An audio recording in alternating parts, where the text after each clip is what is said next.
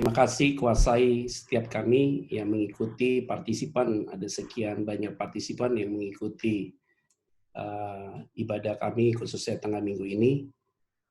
Secara tatap muka kami tidak pernah ketemu, tetapi lewat online ini kami yakin tetap hadirat Allah dinyatakan. Tidak ada satupun yang mengikuti ibadah pada malam ini yang tidak diberkati Tuhan. Pasti semua diberkati Tuhan. Di dalam nama Tuhan Yesus Kristus kami berdoa ucap syukur. Haleluya. Amin. Oke, shalom saudara-saudara. Ya, kangen juga ya. Udah lama nggak ketemu. Dan kemudian kita mungkin ketemu di media-media yang lain. Ya, jadi kita mungkin bisa saling lihat dalam banyak hal. Jadi salah satu Zoom ini menjadi baik, dan nanti hari Minggu saya juga mengisi untuk ibadah online di GBI City of Love. Terima kasih untuk kesempatan ini, dan terima kasih Pak Tim, sahabat, dan semua yang mengikuti, semua pengurus jemaat yang sebagai saya sudah menganggap bukan as the friend, tapi as the family.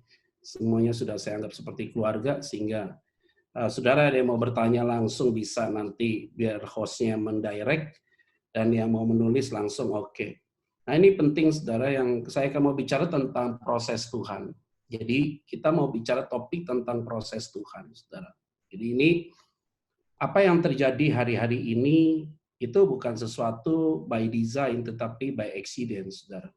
Kenapa saya bilang bukan by design, tetapi by accident? Tetapi ini karena ada fakta real. Saya lihat di depan mata saya sendiri ya, teman, sahabat yang kena COVID, itu berarti real. Ada korbannya gitu. Artinya ada orang yang menderita karena suspek ini, karena corona ini. Tetapi di sisi yang lain, setiap ada orang saya tanya, tukang yang datang ke rumah, ada beberapa orang, bagaimana di daerahmu tinggal? Ada yang kena nggak? Nggak ada, gitu loh. Jadi tingkat yang COVID yaitu positifnya 2.000 orang, tetapi penyebarannya di seluruh provinsi begitu. Nah ini saya tidak mau masuk dalam fase-fase itu. Saya akan berbicara dengan konteks yang berbeda, saudara. Begini, pernah ada peristiwa seperti ini 100 tahun yang lalu. Waktu itu di Eropa. Itu yang membuat akhirnya Eropa menjadi ateis. Ini latar belakang. Jadi kalau kita melihat latar belakang, kenapa kita lihat Eropa salib di mana-mana, gereja besar, tetapi kosong hari-hari ini? Karena itu sudah mulai dengan peristiwa terjadi influenza, dan kemudian ratusan orang meninggal. Saudara. Mereka datang ke gereja sepertinya Tuhan tidak dengar. Mereka berteriak sepertinya Tuhan tutup tangan, tutup mata untuk melihat pergumulan mereka, dan telinga Tuhan seolah-olah ditutup untuk setiap pergumulan mereka. Akhirnya mereka merasa putus asa, hilang harapan, karena di depan mata dia suaminya meninggal, istrinya meninggal, anak-anaknya meninggal, dan segala macam. Seolah-olah Tuhan itu tertidur pada masa itu, 100 tahun yang lalu. Sehingga mereka meninggalkan gereja dan kemudian punya kepahitan dengan Tuhan, begitu ceritanya. Maka muncullah satu embrio dari ateis, yaitu mereka tidak percaya Tuhan lagi. Nah itu berkembang lagi dengan generasi-generasi berikutnya, dengan begitu banyak orang Kristen yang tidak jadi berkat, gereja lebih banyak menghakimi, gereja hanya membangun dirinya sendiri tetapi tidak memberikan vitamin yang cukup kepada jemaat. Jadi pada zaman itu gereja membesarkan perutnya tetapi tidak memberikan makanan bergizi kepada jemaat, sehingga kelihatannya rohani di mimbar tetapi kehidupan praktikalnya secara etika moral mengalami satu degradasi yang luar biasa. Ini yang terjadi masa fase itu. Dan hari ini kita lihat bahwa siapa yang tidak berdoa untuk COVID-19 ini berhenti. Tapi kita lihat lembaga internasional sebesar WHO internasional itu yang sampai hari ini dicibir, menjadi cibiran banyak orang karena pernyataan yang tidak konsisten, saudara. Kita tahu bahwa Rusia akan menyuntik vaksin untuk seluruh rakyat ya, saudara, kemungkinan di bulan-bulan depan ini September, Oktober. Tahu apa pernyataan WHO ini yang baru dirilis dan konferensi pers tadi? WHO bilang apa? Tidak akan mungkin coronavirus ini dapat ditangani secepat mungkin, tidak mungkin. Jadi dia ini tidak bisa memberikan formulasi coronavirus ini apa, virus ini apa, penularannya seperti apa. Tetapi mereka mendeklar bahwa Ini tidak mungkin bisa diselesaikan cepat. Jadi ini kadang-kadang nggak masuk akal. Jadi kelihatannya pintar tapi kelihatannya bodoh. Jadi ini akhirnya orang melihat bahwa tidak ada inkonsistensi dari setiap pernyataan-pernyataan WHO. Akhirnya orang, makanya Donald Trump marah dan segala macam. Saya tidak mau masuk dalam aspek politik, saudara. Akhirnya kita masuk ke dalam gereja. Kita tahu pasca sebelum corona, maka semua berbondong-bondong datang ke gereja. Nah, saya tahu GB City of Love, kita sangat menikmati gereja yang baru di Sampurna Strategik. Oke, tapi cukup oke dalam segala hal dan kita bisa menikmati ibadah di situ. Nah, terus bagaimana? Ada gereja yang sudah dibuka, Pak Tim.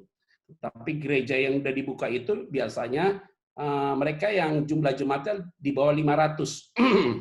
Di bawah 500, jadi yang boleh hadir 50%. 50% yang boleh hadir 250. Sedangkan kursinya depan 1 meter, belakang 1 meter, kiri 1 meter, habis selesai. Jadi yang datang cuma 100 orang. Saya datang ke gereja itu, saya khotbah udah berapa minggu. Ini minggu ini saya ada 3 kali khotbah tatap muka, minggu kemarin juga. Jadi tiap hari suntik vitamin, Pak Tim. Jadi vitamin model apa udah masuk nih Pak Tim. Vitamin apapun udah masuk, seminggu sekali suntik vitamin, rapid dan segala macam. Yola paranoid. Setiap saya pulang ke rumah dia disiapin ember besar, pokoknya lempar baju di situ. Jadi saya masuk ke dalam dengan ya begitulah toples gitu. Jadi ini cerita nih Pak Tim. Jadi saya gereja dan saya coba untuk ibadah tatap muka. Gembala sidangnya bilang apa, Pak Petra? Mau jujur nih ya, apa? Lebih baik Pak, kita tidak usah gereja Pak. Kenapa? Lebih baik online aja. Kenapa? Ini kosnya Pak. Kita kos tatap muka nih Pak. Kosnya itu sama aja Pak, gedenya. Tapi pemasukannya sedikit hilang dia. Jadi akhirnya kita nombokin. Kalau online enak Pak, masuk dana, pengeluaran kurang. Ini cara berpikirnya mereka. Sehingga ini dilihat margin-marginnya. Untung saya nggak punya jemaat, jadi saya nggak pernah berpikir ke situ. Baru saya masuk, Pak Tim, bicara tentang proses Tuhan. Nah, proses Tuhan ini yang saya mau sampaikan, nih saya akan sampaikan lewat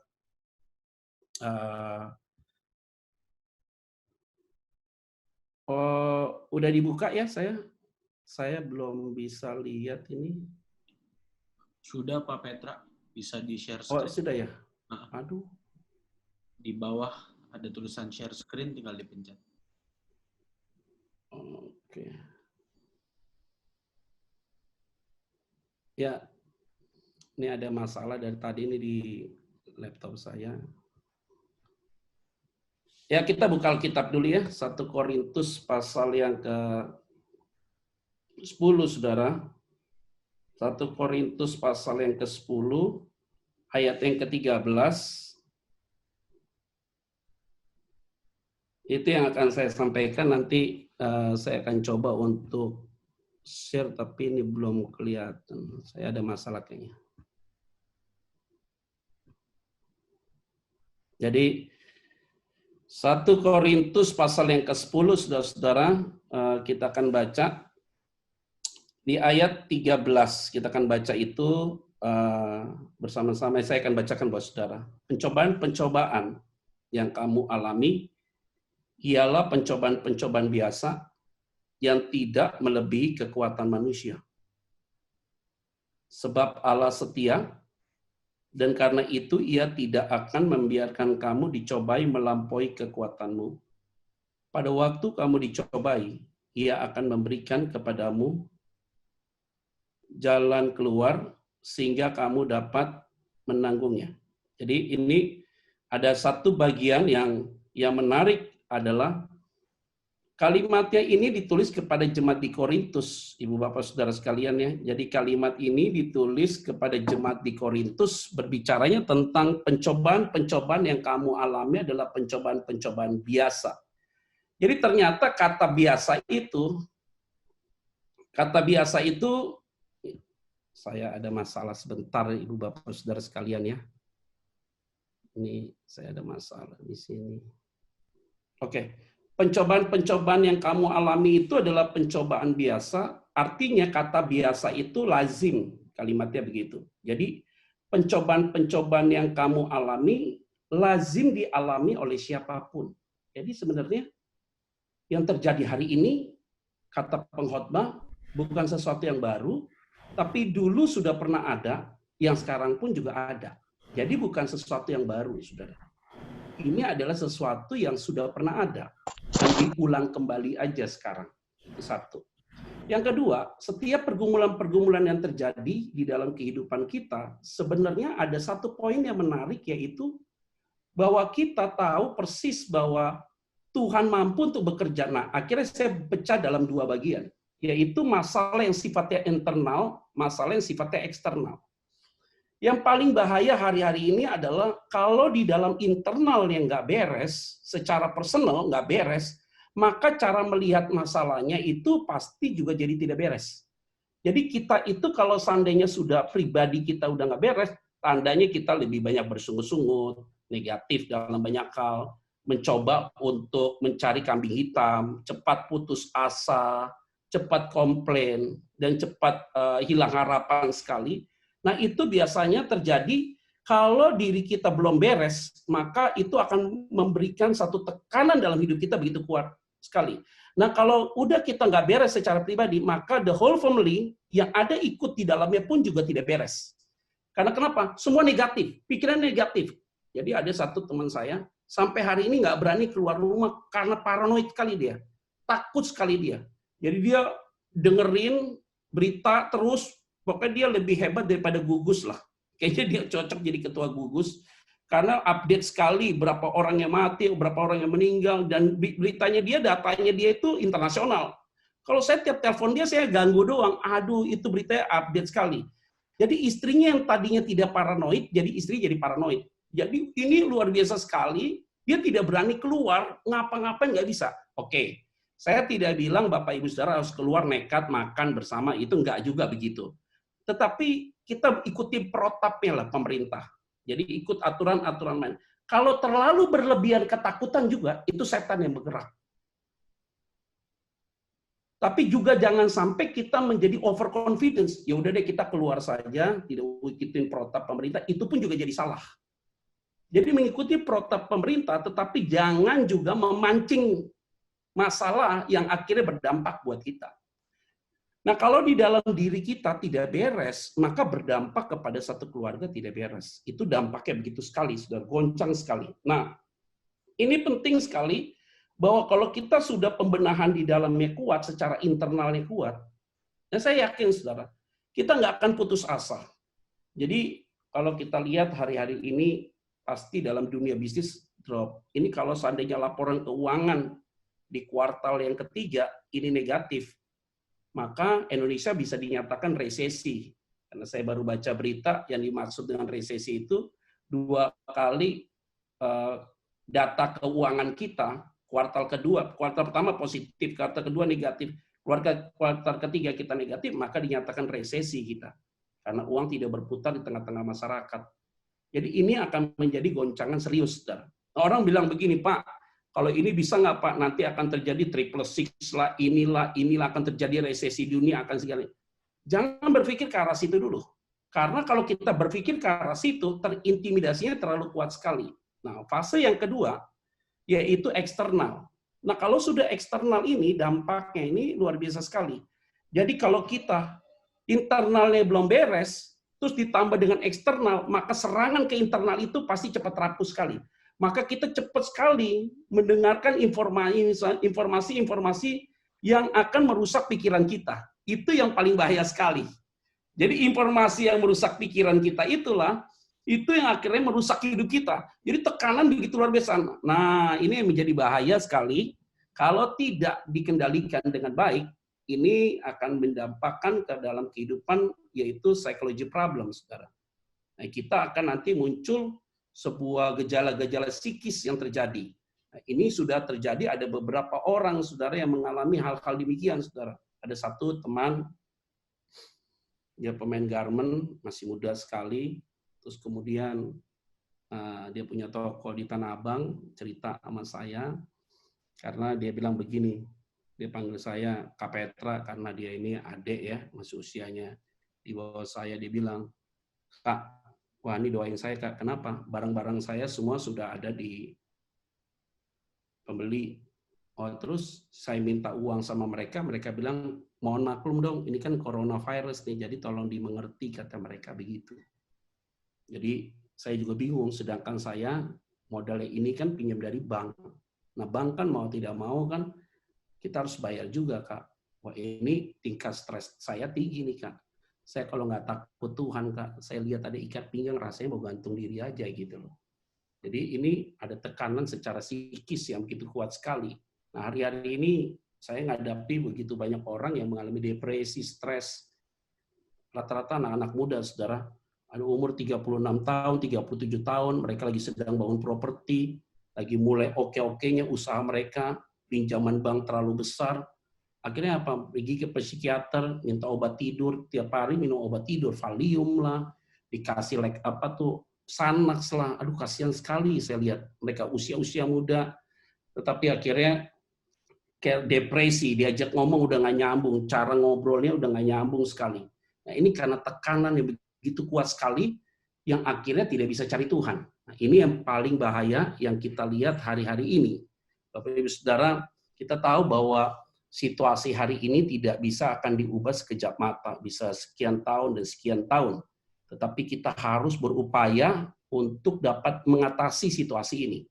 Maka prosesnya Tuhan di dalam hidup hamba-hamba Tuhan atau di dalam hidup Bapak Ibu Saudara sebagai pelaku bisnis, sebagai pelayan Tuhan, itu sama. Tekanannya aja yang berbeda, kontennya bisa berbeda, tetapi tekanan secara emosinya itu bisa sama yang sifatnya subjektif sekali. Jadi yang secara internal sudah kena, masuk secara eksternal, maka setelah masuk secara eksternal begitu, dia dapat tekanan luar biasa. Maka firman Tuhan bilang apa? Yang tidak melebihi kekuatan manusia. Kalimat berikutnya adalah yang penting. Sebab Allah setia. Dan karena itu, Ia tidak akan membiarkan kamu dicobai melampaui kekuatan. Nah ini, Ibu Bapak Saudara sekalian, Tuhan itu punya pengetahuan lebih daripada kita, dan keterbatasan kita itu atas pengetahuan Tuhan. Sehingga setiap orang menghadapi masalah itu, Tuhan lebih tahu persis setiap kita dalam menghadapi masalah itu, kekuatan kita seperti apa. Jadi ada orang yang menghadapi masalah 1-2 aja, langsung cepat drop, tapi ada orang yang kena masalah 1, dia cepat drop, ada orang yang kena masalah 4, dia tidak drop. Jadi setiap orang punya kemampuannya masing-masing dan punya kapasitasnya masing-masing.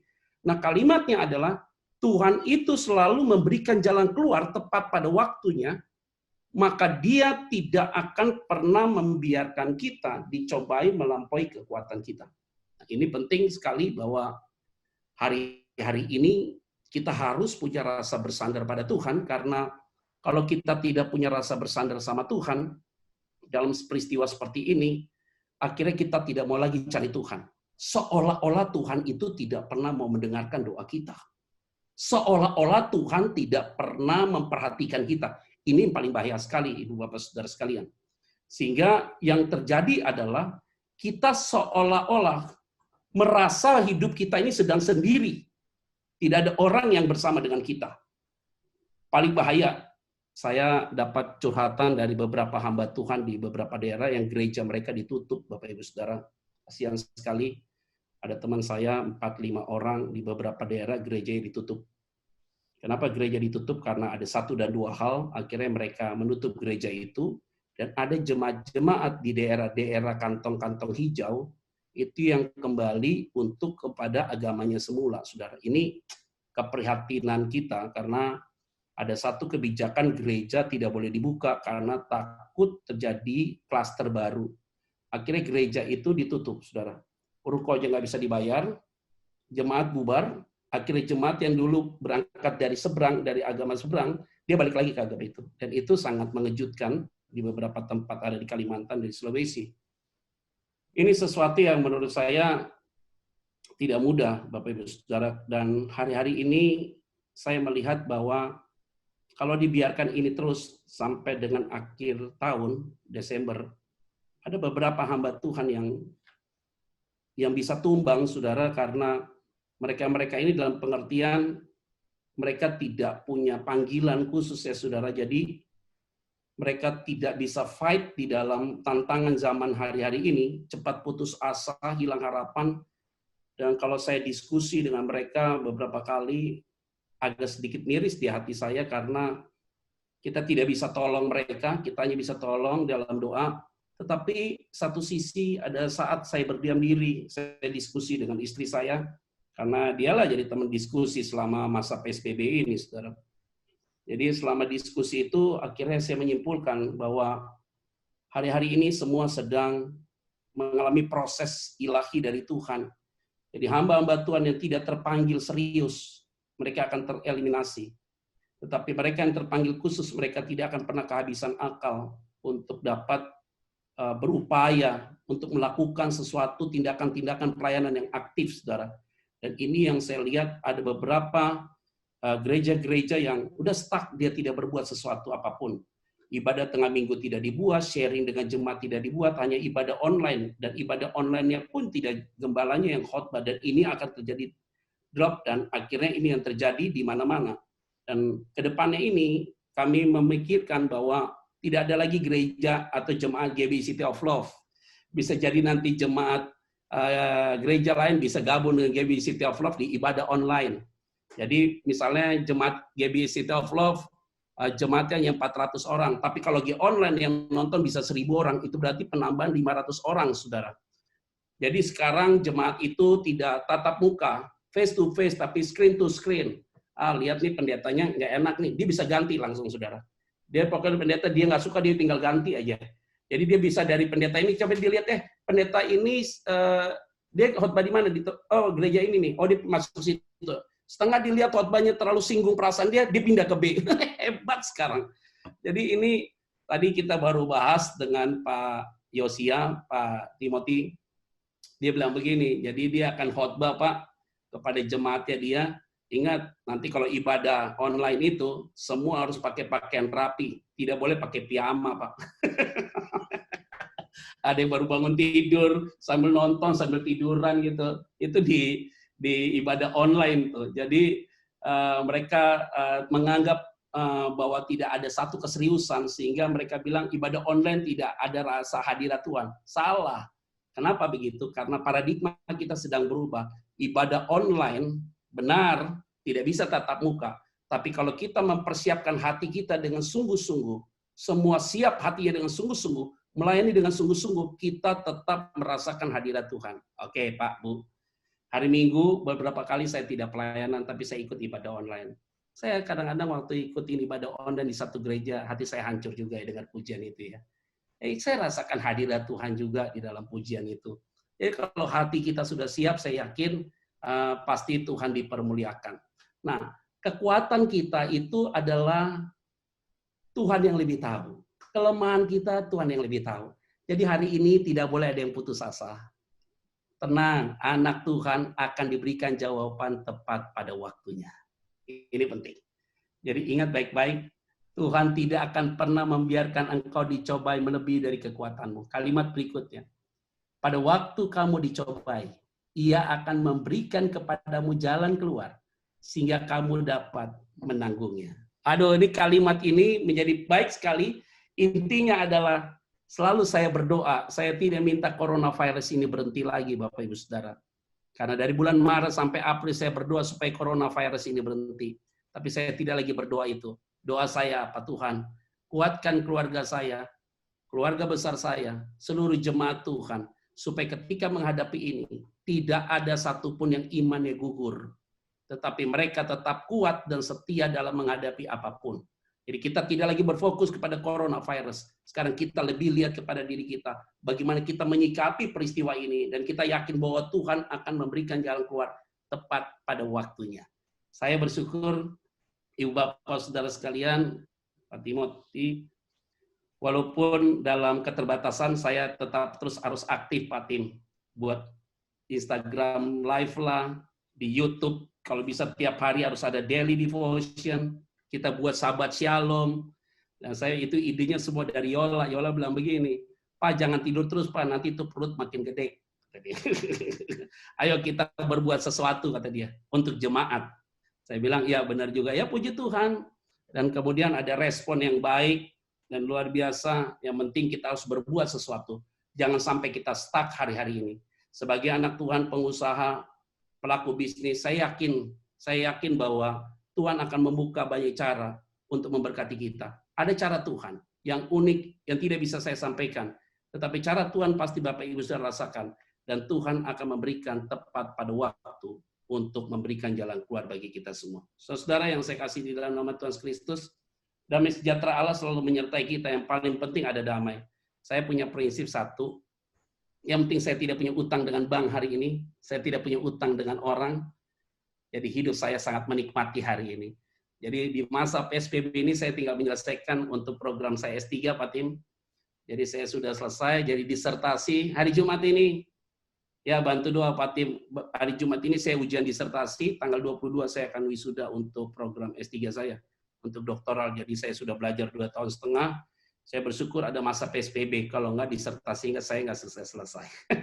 Ada baiknya juga.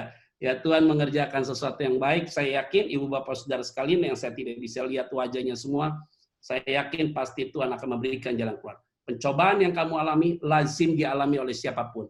Tuhan tidak akan mengizinkan saudara dicobai melampaui kekuatanmu. Karena tepat pada waktunya, Tuhan akan memberikan jalan keluar. Dia akan menyelesaikan setiap pergumulan kita. Tuhan Yesus memberkati kita semua. Shalom.